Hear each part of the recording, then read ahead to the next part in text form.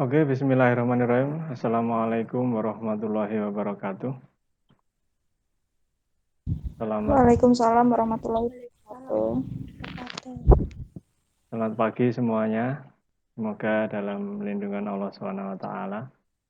Di kesempatan Syawal ini ya, setelah Ramadan, kita eh, saya memohon maaf lahir batin atas segala kesalahan yang pernah saya lakukan, baik saya pribadi maupun keluarga kepada Anda semuanya. Dan saya sudah memaafkan Anda semuanya ya, saya sudah memaafkan lahir batin Anda semuanya karena memang kita semuanya manusia tidak akan pernah luput dari kesalahan dan dosa. Oke, teman-teman mahasiswa yang berbahagia, pada kesempatan pertama kali setelah UTS ini, di pertemuan yang ke-8, saya akan memulai pembelajaran kita yang mungkin ya sekitar 40-an menit lah atau kurang ya. Semoga bisa kurang karena memang pembelajaran secara daring dan tidak tatap muka itu memang kadang-kadang agak sedikit menjenuhkan ya. Meskipun Anda akan lebih rileks, lebih santai di rumah ya. Bisa sambil apapun juga ya. Atau yang belum mandi ya tinggal mandi mendengarkan saya. Apakah suara saya terdengar dengan jelas ini?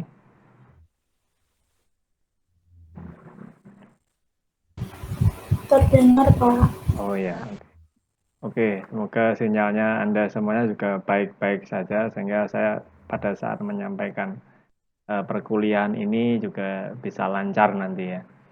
Jangan lupa nanti Anda presensi di Google Classroom, kemudian juga kalau bisa ya me, melihat materi yang ada di sana dan saya nanti akan menampilkan materi yang akan saya jelaskan kepada Anda semuanya. Oke, di pertemuan ini kita akan membahas tentang peran statistik di dalam penelitian. Saya akan mengulang ya, akan mengulang dari awal pertemuan kita. Jadi sekali lagi metodologi penelitian ini adalah sebuah alat bagi Anda untuk nanti bisa menulis sebuah tugas akhir atau skripsi. Ya. Anda harus memiliki tema, Anda harus memiliki permasalahan yang harus Anda angkat. Itu yang utama. Ya. Dan tema itu berkaitan dengan judulnya nanti. Dan judul itu banyak sekali tersebar di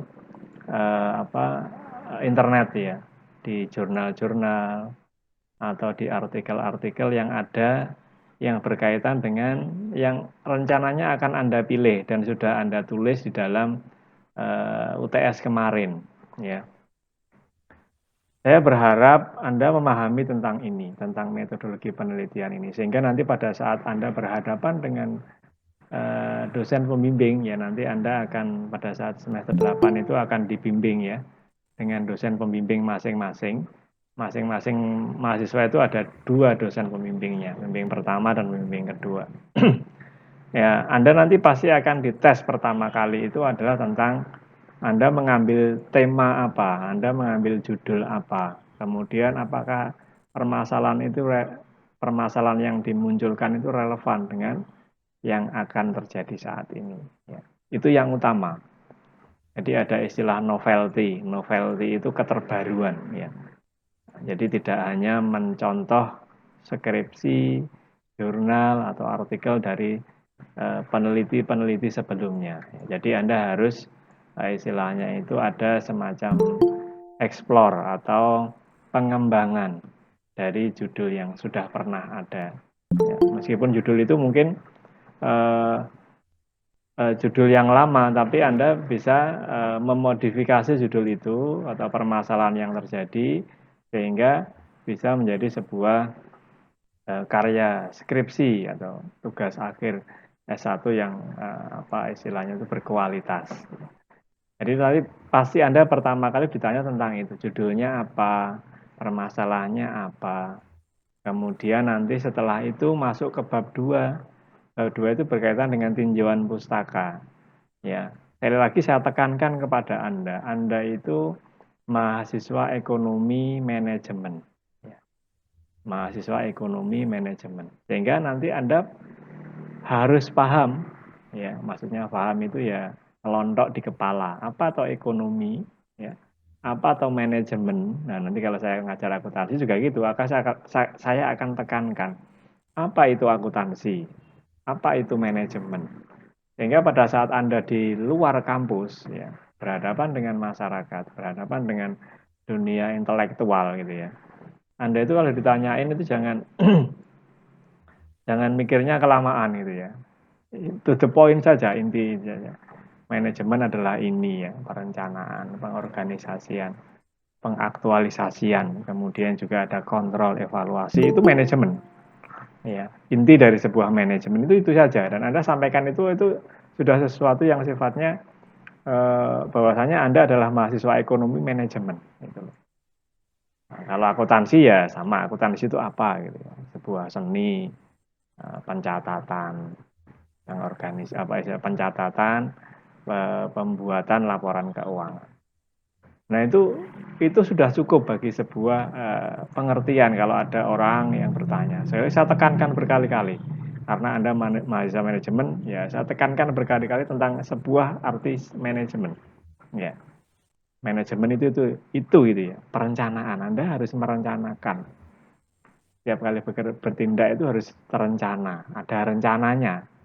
Ya, Anda mau apa di tahun ini? Anda mau apa di tahun depan? Atau yang paling gampang, Anda mau apa di hari esok atau bulan depan, ya 3 bulan mendatang itu Anda harus bagaimana? Itu Anda harus sudah merencanakan. Kemudian diorganisasikan itu bidang-bidangnya atau faktor-faktor yang mendukung itu dikelompokkan.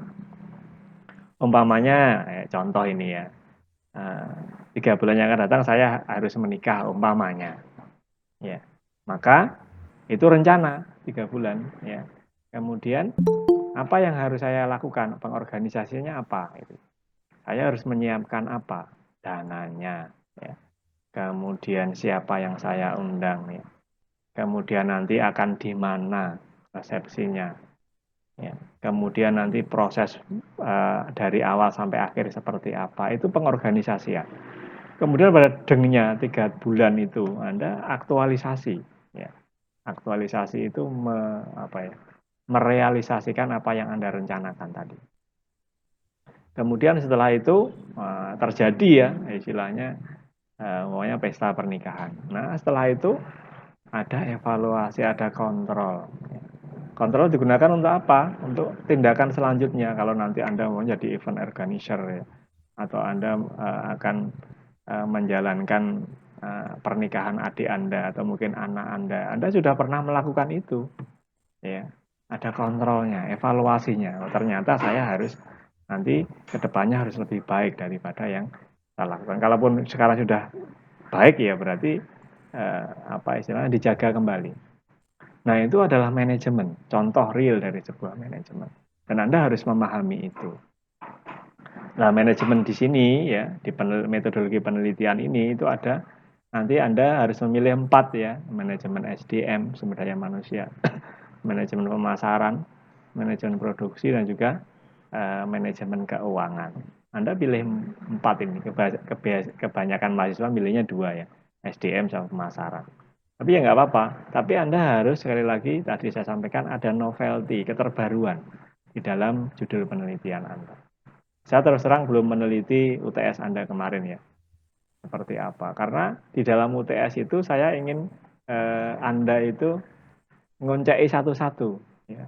Dari judul, dari permasalahan, kemudian dari bab 2-nya itu tinjauan pustaka ya. Penelitian terdahulunya itu sudah ada apa belum? Kemudian Anda membahas tentang apa? Maunya Anda membahas tentang manajemen pemasaran ya. Manajemen pemasaran itu ada teorinya ya. Manajemen SDM ada teorinya. Manajemen keuangan juga ada teorinya. Demikian juga dengan manajemen keuangan. Jadi ada teorinya itu di tinjauan pustaka ya. Kemudian kita masuk di bab 3 Nah, sebelum di bab 3 ya, itu ada yang namanya eh, apa? Kerangka berpikir ya, ada hipotesis ya. Kerangka berpikir itu ya istilahnya alurnya. Nanti Anda itu kalau mau meneliti itu alurnya seperti ini loh. Nah, itu disampaikan di dalam kerangka berpikir. Kerangka berpikir itu memang standar ya, ada di dalam bab 2 standarnya. Setelah Anda mengemukakan sebuah teori, nanti Anda harus membuat kerangka berpikir. Contohnya banyak, Anda jangan khawatir. Ya, contoh untuk kerangka berpikir itu banyak sekali. Nah, kemudian setelah kerangka berpikir Anda ngapain ya? Anda menentukan hipotesis. Hipotesis itu kesimpulan sementara. Ya, bagi seorang peneliti itu ada semacam kesimpulan sementara. Sebelum nanti diteliti, benar-benar diteliti penelitian itu. Jadi diingat-ingat kata-kata saya ya. Nanti kalau ditanya siapa dosen metodologi penelitiannya, ya Anda harus memahami apa yang saya sampaikan ini, yang mulai dari awal sampai akhir. Sehingga saya ulang-ulang ini. Dan ini sebenarnya tidak terlalu tidak terlalu susah kalau Anda memahami apa yang saya sampaikan ini ya. Nah, hipotesis itu apa? Kesimpulan sementara. Jadi sebelum ada pengujian, sebelum diuji ya. Nah, sebuah penelitian itu biasanya seorang peneliti menyimpulkan sementara dulu. Ya. Ya, kesimpulan-kesimpulan sementara itu banyak. Contohnya umpamanya, saya pernah mencontohkan ya mungkin sesuatu yang sifatnya eh, tidak analitik ya, tapi itu ada berkembang di masyarakat. Misalnya apa ya? Kemarin saya pernah bilang mungkin ya, saya mengulang-ulang lagi ini. Anda berjalan di samping kuburan atau di depan kuburan di siang hari dan di malam hari itu kenapa berbeda? Rasanya kenapa berbeda? Padahal jalannya sama. Ya. Hipotesisnya seperti apa? Ternyata antara malam dan siang itu berbeda. Padahal sebenarnya jalannya sama. Ya sama seperti umpamanya di dalam sebuah manajemen pemasaran. Ya.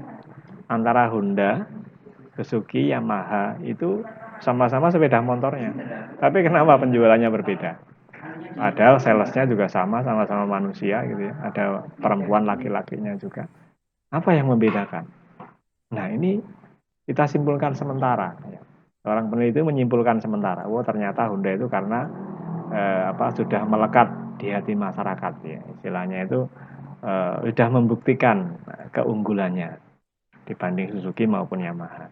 Nah, Anda cari permasalahannya jangan di Honda, karena Honda sudah top leader, maka Anda harus cari permasalahan itu di Yamaha dan di Suzuki.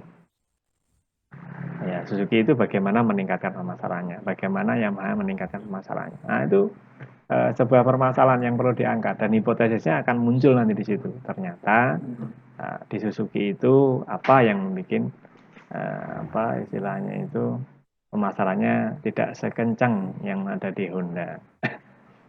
Nah, itu ya saya sampaikan. Hipotesis sudah, kemudian masuk ke bab 3 yang namanya metodologi penelitian. Nah, ini. Nah, metodologi penelitian itu saya sampaikan yang di pertemuan sebelumnya ya. Anda harus tahu tentang data, data itu apa, penelitian Anda itu modelnya seperti apa, metode kuantitatif atau kualitatif. Datanya diambil dari mana, populasi itu apa, sampel itu apa, itu semuanya sudah ada kemarin. Ya. Anda tinggal baca, Anda tinggal mau nggak baca. Ya cuman itu saja ya. Jadi pada saat Anda nanti ditanya oleh dosen pembimbing, apalagi dosen penguji, nah Anda tidak gelagapan bahasanya. Jadi kalau ditanyain nanti dosen metodologinya siapa, saya itu kan saya malu malah kalau Anda nggak bisa menjawab. Anda harus memahami itu ya. Saya harapkan Anda bisa menjawab. Dan menjawab itu harus dengan lugas. Dan kelugasan menjawab itu berarti Anda sudah memahami tentang sesuatu yang menjadi sebuah teori dari apa yang dipertanyakan. Seperti itu saja sebenarnya. Semudah itu ya. Semudah dan segampang itu. Nah, Anda tinggal mengulang-ulang. Nah, saya nanti di manajemen apa. Oke, saya akan menampilkan presentasinya ya. Nah, oke, presentasinya akan saya tampilkan. Oke, jadi kita akan membahas tentang peran statistik dalam penelitian. Oke, bisa dilihat ya presentasi saya. Tes. Ada salah satu yang bisa menjawab? Apakah presentasi saya bisa dilihat? Bisa, Pak. Oh ya, oke. Alhamdulillah masih ada yang tidak tidur ya. Jadi peran statistik dalam penelitian ya, nah, itu disampaikan ya. Disadari atau tidak, statistika lebih banyak digunakan dalam kehidupan sehari-hari. Dan bahkan sudah hampir di semua bidang menggunakan metode statistik dalam melakukan kegiatan. Jadi hitung-hitungan ya, seperti matematika itu standar awalnya atau basic awal dari statistik ya. Anda suka matematika, perhitungan itu setiap hari kita ketemu dengan perhitungannya. Ya. Jadi Anda setiap hari disangoni berapa, Anda nyekel uang berapa itu berkaitan dengan hitung-hitungan. Nah, ini semuanya adalah tentang teori dari statistik ya. Ya, status, stat bahasa Belanda. Nah, stat ini ya. STAA, stat ya, bahasa Belanda, state. Nah, ini statistik ya. Itu semuanya pengertiannya dapat disambungkan di situ ya. Ada definisi sebagai pengetahuan yang berhubungan dengan cara pengumpulan data, pengolahan, menganalisis, kemudian menarik kesimpulan berdasarkan kumpulan data dan analisis yang telah dilakukan. Itu statistik ya. Dan kemudian statistik adalah secara keseluruhan ya, bagaimana merencanakan. Hampir sama seperti manajemen. Bagaimana merencanakan, mengumpulkan, menganalisis, menginterpretasi, dan mempresentasikan data. Nah, jadi singkatnya statistik adalah ilmu yang berkenaan dengan data. Nah, ini ya. Jadi Anda nanti kalau berbicara tentang statistik berarti berbicara tentang data. Dan orang-orang apa ya, orang-orang yang intelek ya istilahnya itu sudah berpengetahuan itu dia by data. Kalau Anda lihat filmnya Ikatan Cinta, siapa yang suka Ikatan Cinta ya, itu ada Al itu Aldebaran itu ya, itu dia selalu percaya dengan data. Semua yang dia sampaikan itu harus berkaitan dengan data, statistik. Berarti dia seorang yang intelek. Disampaikan itu dia orang yang berpendidikan tinggi. Semua by data. Nah, itu statistik ya. Jadi contohnya di situ ada statistik penduduk, statistik ekonomi, ya itu contoh-contohnya. Oke, nanti Anda bisa membaca sendiri semuanya dari teori ini ya. Tapi intinya adalah berkaitan dengan data yang Anda peroleh nanti di dalam penelitian Anda. Ada yang pertama data primer, ya, itu yang dikumpulkan oleh peneliti dari sumbernya langsung, primer, ya. Kemudian ada data sekunder, ya. Sekunder itu dikumpulkan dari pihak kedua, misalnya dari buku, dari jurnal, ya, dari laporan-laporan. Nah, itu semuanya dari data sekunder. Dan dua data ini selalu ada di dalam sebuah penelitian. Anda nanti harus melakukan itu. Kemudian ada data yang sifatnya kualitatif. Nah, ini kualitatif itu biasanya bukan berbentuk angka, ya, hanya kalimat, ya. Wawancara, dokumentasi foto, ya, diskusi, itu semuanya ada di dalam kualitatif. Ya. Warna, jenis kelamin, status perkawinan dengan baik dan sebagainya, kualitatif. Ada kuantitatif, ya, sifatnya adalah angka-angka. Nah, ini pertanyaan-pertanyaan seperti ini Anda nanti harus bisa menjawab kalau ada berhadapan dengan pembimbing maupun penguji. Ya. Apa itu data kualitatif? Apa itu data kuantitatif? Nah, Anda harus siap menjawab itu ya. Kemudian ya ini kuantitatif contohnya tinggi, umur, jumlah, skor hasil belajar, temperatur, nah, semuanya itu berkaitan dengan angka, itu kuantitatif. Kemudian menurut susunannya ada data acak ya atau istilahnya random ya. Nah, ini diacak ini data pengukuran berat siswa ini random. Ada data kelompok ya. Ya ini contohnya adalah data nilai dari jumlah siswa yang diperoleh untuk pelajaran matematika di kelompok matematika saja. Ada yang nilainya bagus, ada yang nilainya sedengan, tengah-tengah, ada yang nilainya kurang. Atau nilai Anda ABCD sampai E itu ya, itu nilai pengelompokan, data berdasarkan kelompok. Itu ya, ada yang kelompoknya diskrit yang diperoleh dari menghitung termasuk dalam data diskrit. Ada kelompok kontinu, sebuah data dikatakan dikontribusi kontinu apabila data tersebut diukur dalam skala kontinu atau data yang didapat dari hasil mengukur contoh. Data kontinu adalah tinggi badan, berat badan, hasil belajar, motivasi belajar. Maksudnya itu datanya itu tidak selalu sama. Maksudnya dia tinggi badan sekarang mungkin berbeda dengan tinggi badan yang besok atau 2 bulan akan datang atau 1 tahun yang akan datang. Itu semuanya berkontinu. Ada yang sifatnya data berkala, time series ini ya. Nah, ini ada yang baru masuk. Time series, ada data cross section, ini semuanya Anda baca sendiri ya nanti pengertiannya. Yang intinya adalah Anda harus memahami ini ya. Data nominal ya, data ordinal. Ini bahasa ordinal, nominal ini Anda harus pahami benar tentang ini ya. Nah, saya berharap Anda memahami benar tentang ini semuanya sebelum nanti berhadapan dengan penguji maupun pembimbing. Dan saya data interval, data rasio. Nah, rasio itu berarti sifatnya adalah pembanding ya, membandingkan. Kemudian ada macam-macam statistik ya, ada deskriptif. Deskriptif itu berarti diuraikan, menguraikan ya. Kebanyakan ini statistik deskriptif. Kuantitatif deskriptif, nah, seperti itu. Ada yang sifatnya inferensial ya. Ada diferensial, inferensial.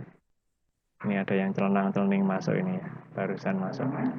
Ada data inferensial. Nah, itu contohnya Anda bisa lihat sendiri nanti, Anda baca sendiri semuanya. Jangan lupa ya.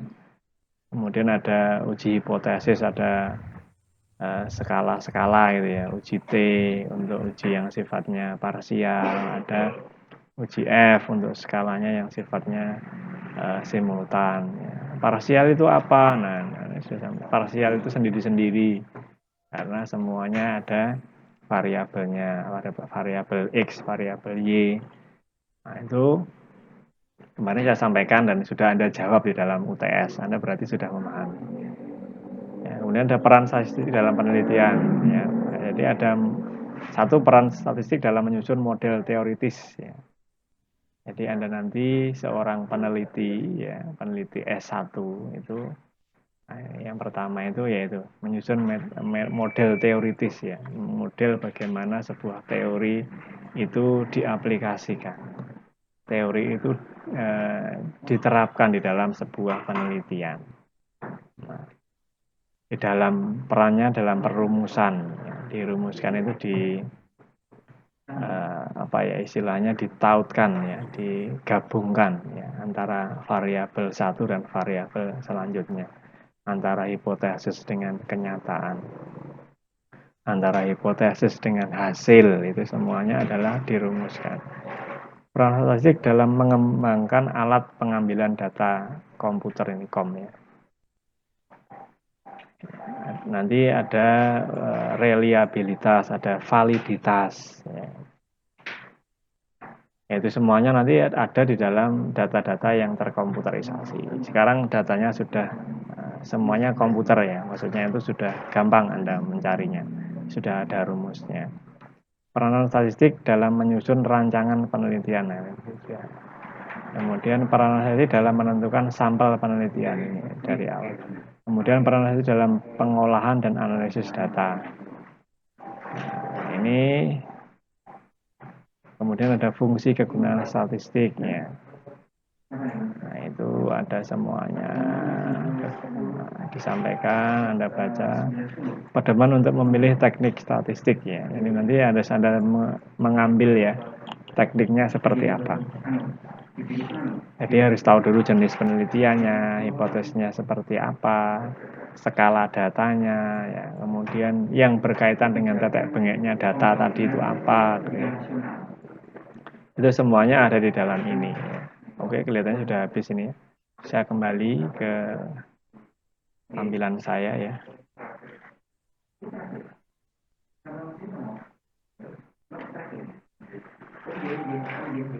Oke, sudah bisa melihat kembali wajah saya? Sudah, Pak. Oh ya. Oke, ini ada 19 orang yang sudah bergabung ya. Saya berharap nanti saya juga akan presensi satu persatu. Tidak harus saya panggil. Tetapi inti dari pertemuan ini adalah Anda dari awal sampai akhir nanti ini sudah saya videokan ya. Tinggal nanti saya sampaikan di YouTube, Anda bisa melihat kembali. Yang intinya adalah Anda saya harapkan memahami benar tentang sebuah statistik. Ya, Anda kemarin kan sudah diajarin ya matematika atau statistik awal itu ya. Kemudian masuk di metodologi ini adalah aplikasinya ya. Nanti seperti apa statistik itu digunakan. Ya. Jadi sekali lagi ini digunakan oleh orang-orang yang intelektualnya tinggi ya. Anda itu dianggap sebagai mahasiswa, intelektualnya tinggi ya. Maka semuanya by data. Ya, by data. Semuanya harus berdasarkan data. Ya. Jadi kalau Anda ditanyai sesuatu tentang umpamanya COVID ya, COVID di Nganjuk ini berapa, yang meninggal berapa, yang terinfeksi berapa, yang sudah sembuh berapa, itu by data. Ada datanya. Penduduk Nganjuk jumlahnya berapa, yang wanita berapa, yang laki-laki berapa, itu di statistik atau biro statistik sana ada. Yang sudah ber-KTP berapa gitu ya. Yang istilahnya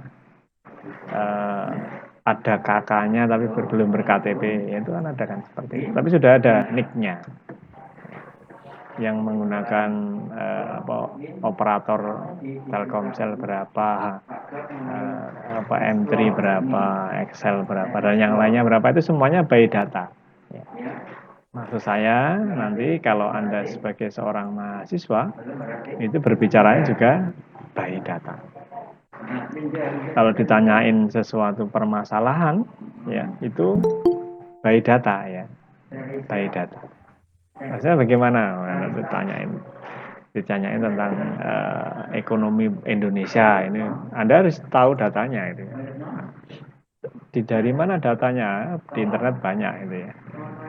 Umpamanya kurs mata uang dolar dan rupiah saat ini itu sudah muncul di situ ya. Kemudian tentang tadi ya sampaikan data COVID per hari ini, itu semuanya ada di internet semuanya. Dan Anda harus seperti itu, tidak bisa lepas dari itu semuanya. Ya, Anda kaum intelektual sekarang sudah menjadi mahasiswa, apalagi S1 manajemen ya. Saya tekankan berkali-kali tentang manajemen. Manajemen itu apa? Tadi saya sampaikan ya, yang di awal-awal tadi. Manajemen, kemudian ekonomi itu apa? Itu semuanya ada ya di situ ya. Anda harus belajar itu. Oke, dari apa yang saya sampaikan mungkin ada pertanyaan? Ada pertanyaan? Saya buka pertanyaan. Sambil saya absen ya.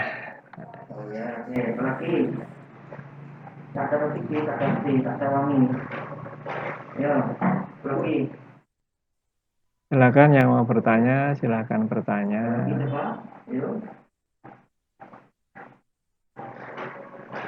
Wah, ini pada ngantuk semua ini kelihatannya ya. Lihat cerita saya.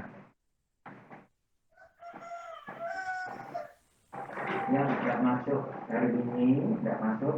Nanti saya kasih tugas nanti. Oke, ada sekitar 20 orang yang sudah bergabung di perkuliahan saya. Sudah saya absen satu persatu. Mahasiswa saya yang berbahagia, terima kasih Anda sudah mengikuti perkuliahan yang ke-8 ini. Semoga Anda memahami apa yang saya sampaikan ya. Semoga memahami, itu yang utama. Anda mengerti apa yang saya sampaikan. Dan saya ulang-ulang lagi, berulang-ulang ya. Anda mahasiswa manajemen, Anda mahasiswa ekonomi manajemen, harus paham tentang ekonomi dan manajemen. Anda berbicara tentang penelitian, Anda harus paham tentang metodologi penelitian. Harus tahu judulnya apa, temanya apa, permasalahannya apa. Ya. Nah, kemudian referensinya, ya, apa istilahnya itu, daftar pustakanya atau apa referensi yang berkaitan dengan yang Anda ambil tentang judulnya itu Anda harus tahu ya teorinya, kerangka berpikirnya, hipotesisnya ya. Sekarang di pertemuan ini kita berbicara tentang metodologi penelitiannya di bab 3. Peran statistik di dalam penelitian. Silahkan dibaca, silahkan dipelajari. Nah, semoga Anda sehat semuanya sekeluarga. Sekali lagi yang baru hadir, saya sampaikan saya mohon maaf sebesar-besarnya atas apa yang pernah saya lakukan, kesalahan-kesalahan baik saya maupun keluarga saya. Oke, saya akhiri pertemuan ini ya. Terima kasih. Wassalamualaikum warahmatullahi wabarakatuh. Waalaikumsalam warahmatullahi wabarakatuh.